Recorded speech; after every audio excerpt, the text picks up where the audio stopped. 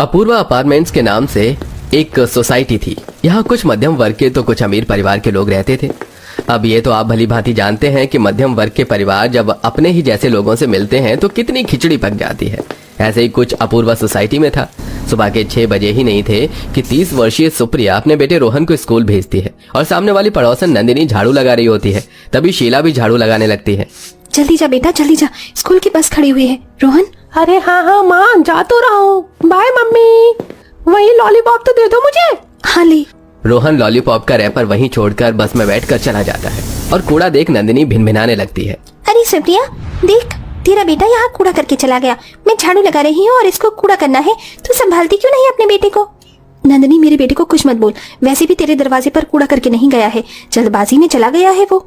ए नंदिनी, सुप्रिया को क्या बोल रही है? अपने कूड़े को देखा? तेरा कूड़ा मेरे दरवाजे पर क्यों आ रहा है? अपने कूड़े को अपने दरवाजे पर कर। तेरा हमेशा का देख रही हूँ मैं जानबूझकर कूड़ा उधर फेंकती है। ए बिना देखे कुछ भी मत बोल शीला, तेरा तो मेरे से 24 घंटे लड़ने का ही मन करता है। ना बात करूं तो जानबूझकर आएगी, इतना प्यार करती है कि मुझसे रोज बात करेगी। अबे खजूर जैसी शक्ल की, तेरे से मैं बड़ा करूंगी प्यार। आजकल दिन में सुबह उठकर भी सपने कैसे देख लेती है तू? नंदू, ए नंदू, भिड़े दिमाग के कीड़े, सही नाम है तेरा। अच्छा है, इनकी लड़ाई से मैं यहाँ से निकलती हूँ। सुप्रिया जाने लगती है तो शीला की सास आती है। अरे बहू देख सुप्रिया कैसे निकल रही है। कहाँ चली सुप्रिया बहू? अरे आंटी जी, आपकी पूर्ति नहीं होती क्या अपनी बहू से जो मुझसे सुबह सुबह लड़ने को आ रही हो? अब मुझे अपनी ग्राम सभा में और मत घुसाइए। कैसे न घुसाऊं? तेरा बेटा कूड़ा करके गया है, मेरी बहू झाड़ू लगा रही है। मेरी बहू पागल थोड़ी है। अरे लड़ाई शुरू हो गई है, जल्दी जल्दी आ जाओ सारे मोहल्ले वाले ग्राम सभा में, और थोड़े से पॉपकॉर्न वगैरह ले आना, चाय भी ले आना। अरे जोगिंदर भाई, चाय का इंतजाम मैं कर देता हूँ, आप अपनी गाड़ी धो लो। जोगिंदर की आवाज सुनकर आज पड़ोस के मोहल्ले वाले अपने छज्जे से खड़े होकर सारी औरतों की लड़ाई देख रहे होते हैं और अंकित भी ताली बजाकर कहता है अरे कार्यक्रम शुरू हो गया सुनील भाई। अरे भाई मेरे को अखबार पढ़ रहा था, अब अखबार छोड़ना पड़ेगा। अखबार की ताजा खबर बाद में पढ़ियो, पहले अपने मोहल्ले की तो ताजा खबर देख ले। अच्छा आ रहा हूँ, कुर्सी लगा लो। देख लो तुम दोनों, इतना मोहल्ले में लड़ती हो ना कि मोहल्ले का नाम खराब कर रखा है। सारे लोग अब तुम्हारी महाभारत सुनाने आएंगे। मुझे मत बोलो कि महाभारत में नहीं, तुम दोनों ने शुरू करी। तुम लोग आपस में बातें कर रही थी, मैं तो अपने बेटे को स्कूल भेज रही थी। अरे सुप्रिया, तू फिर लड़ने लग गई। तुझे कितना बोला है दूर रह, पर मौका मिलते ही कुश्ती या बात करने लग जाती है। हाँ जेठालाल, बेटा तू बिल्कुल ठीक कह रहा है। समझा अपनी बीवी को, तेरा बेटा कूड़ा यहाँ करके चला गया और साफ भी नहीं कर रही, मेरी बहू से लड़ रही है। आंटी जी फिर से आप मेरे बेटे को बीच में घसीट रही हैं, पर एक छोटा सा रैपर ही तो था और साफ कर रही थी ना, उठा देती। लेकिन आपकी बहू को तो मेरे बच्चे से भी लड़ना है और मेरे पति से भी शिकायत करनी है। तुम बस ऊपर से खड़े खड़े देखते ही रहना, अपनी बीवी का पक्ष मत लेना। इस ग्राम सभा में सब लोग हंसने के लिए ही आते हैं। जोगिंदर भाई, आप तो कब से यहाँ पर गाड़ी धो रहे हैं, आप तो कुछ कहिए, बताइए, मैं कुछ बोलूं? मैं चुपचाप जा रही थी ना, दूसरी बार भी इन्होंने ही रोका और उनकी बहू ने। इतनी सच्ची सावित्री भी नहीं हो तुम सुप्रिया, शीला की तरह हो बिल्कुल। ए तू फिर मेरे को बीच में ले आई, रुक, तेरा तो मैं अभी गेम बजाती हूँ। मोहल्ले में सब्जी बेचने वाला आता है तो शीला एक लौकी उठाकर नंदिनी पर वार करती है, लेकिन नंदिनी झुक जाती है और वो सरदार के सिर में लगता है। ये देख उसके दोस्त हंसने लगते हैं। अरे और को सब सुबह सुबह ग्राम मोहल्ला के मजे मिल गया तुझे जोगिंदर प्रसाद। ऐसे हंस क्या रहे, अभी तुझे भी पता चलेगा।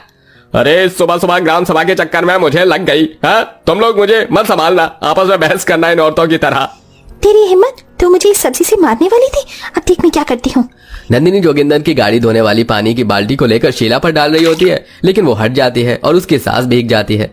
नंदिनी तूने मेरे पर पानी डाला, अब देख मैं तुझे नहीं छोड़ूंगी। जानकी भी टमाटर हाथ में लेकर नंदिनी पर वार करती है, पर सुप्रिया को लग जाता है और सुप्रिया टमाटर उठाकर जानकी के परिवार पर वार करती है। और इस तरह से सारी औरतें आपस में सब्जी वाले की सब्जी को खत्म करके एक दूसरे पर सब्जी की बरसात करती हैं, जिसमें जेठालाल भी घायल हो जाता है और आसपास के मर्द भी कुछ लोग हंस रहे थे। तो एक तरफ सब्जी वाला अपना सिर नोच रहा था। अरे राम राम, बाप रे बाप, अरे मेरी सब्जी को तो छोड़ दो। अरे अभी मैंने बोने के लिए निकला था भैया, लेकिन यहाँ तो महाभारत शुरू हो गया। अरे मेरे भिंडी टमाटर आलू लौकी छोड़ दो, इन्होंने तुम्हारा कुछ नहीं बिगाड़ा भाई। चुप कर तू, बड़ा आया सब्जी वाला, दिखाई नहीं देता यहाँ ग्राम सभा शुरू हो गई है। अब आया मजा, ये औरतें भी ना। तभी लड़ी हुई औरतें एक दूसरे का सिर भी नोचने लगती हैं, तो उनके पति और कुछ औरतें उन्हें शांत करवाती हैं और अलग करने की कोशिश करती हैं। लेकिन तभी सोसाइटी की सबसे अमीर औरत वंदना शाह हंसते मुस्कुराते हुए जॉगिंग करते हुए अपने घर से बाहर आती है और मुस्कुराकर जानकी से कहती है, और क्या हाल चाल है जानकी जी आपका? आप कहाँ अपना वक्त इन ग्राम सभा में, चलिए जॉगिंग करते हैं। अरे आप कैसी बातें कर रही हैं? देखिए ना, मेरी बहू और ये सारी औरतें लड़ रही हैं। सुबह सुबह ग्राम सभा बना रखा है मोहल्ले को, ऐसे में कैसे मैं जॉगिंग करने आपके साथ आ पाऊंगी? मेरे दिमाग में तो इनकी खिचड़ी पकती रहेगी। देखिए कैसे फेंका फेंकी कर रहे हैं। ये सब तो चलता रहता है, पर आप अपने लिए कब वक्त निकालेंगी? अच्छा माँ जी, अब आपको जॉगिंग की पड़ रही है? हाँ हाँ, मैं बुरी हूँ ना, अब आपसे साथ थोड़ी ना दिया जाएगा यहाँ पर। अब चुप कर तू बहू, तू मत चालू हो जा। हाँ हाँ हाँ हाँ, देखो देखो मोहल्ले वालों, ग्राम सभा वालों, इन सास बहू को कुछ नहीं मिलता तो आपस में ही लड़ने लगती है दोनों, क्यों नंदिनी? हाँ हाँ तुम तो जैसे कि बड़ी अच्छी हो, अभी दोनों एक दूसरे के खिलाफ थी, अब साथ हो गई, ताली मार रही हो। I think we should go. आप अपनी ग्राम सभा में ही बिजी रही सारी औरतें। वंदना शाह जो एक 50 वर्षीय पढ़ी लिखी अमीर घर की औरत थी, वहां से जॉगिंग के लिए पार्क में चली जाती है। यह उसका हमेशा का था। मोहल्ले की सभी औरतें सुबह सुबह अपने ग्राम सभा में पंचायत लेकर चालू हो जाती थी। कभी किसी से लड़ना, तो कभी कुछ चुगलीबाजी करना, कभी एक साथ रहना, तो कभी एक दूसरे पर ही हाथापाई करना। इन सब के बीच हर सुबह वंदना शाह ऐसे ही अपनी जॉगिंग के लिए मुस्कुराते हुए निकल जाती है। ऐसे ही एक सुबह फिर औरतों की ग्राम सभा होती है और जानकी अपनी बहू और सुप्रिया जेठालाल के साथ रहती है। एक बात कहूँ बच्चों, ये वंदना शाह हमारी लड़ाई होने के बावजूद भी इग्नोर करके चली जाती है, ना कुछ कहती है और हमेशा मुस्कुराती रहती है। क्या इसकी लाइफ एकदम सही है? हम लोगों को देखो, हमें खुद एक दूसरे से लड़ते रहते हैं, वरना अपने ही घर में भी। अरे सही बोल रही हैं आप। मेरी बीवी तो मुझे भी घर में बहुत किचकिच करती है। पता नहीं अपने बहू बेटे के साथ कैसे रहते हैं, पूरा घर शांत रहता है। क्या बोला तुमने? अभी दोबारा मेरे साथ ऐसा किया ना तो एक और कोनी पेट में मारूंगी।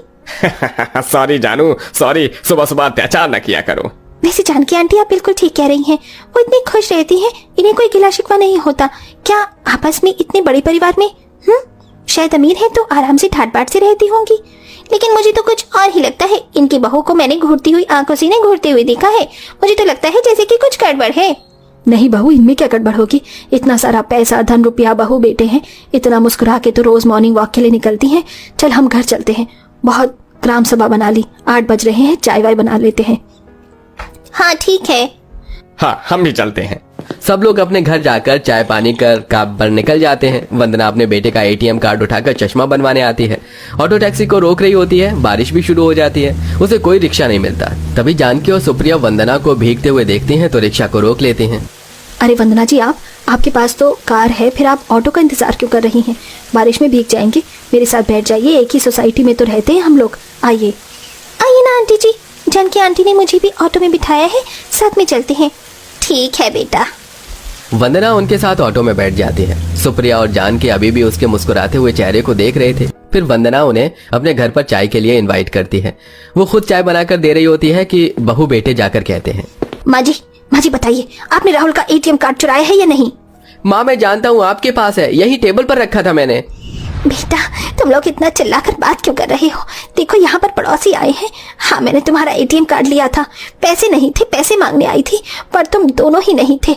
फिर मैंने सोचा जब तक मैं तुम्हारे बाबूजी का चश्मा बनवा कर ले आती हूँ, टूट गया था ना, उन्हें कुछ दिखाई नहीं दे रहा था।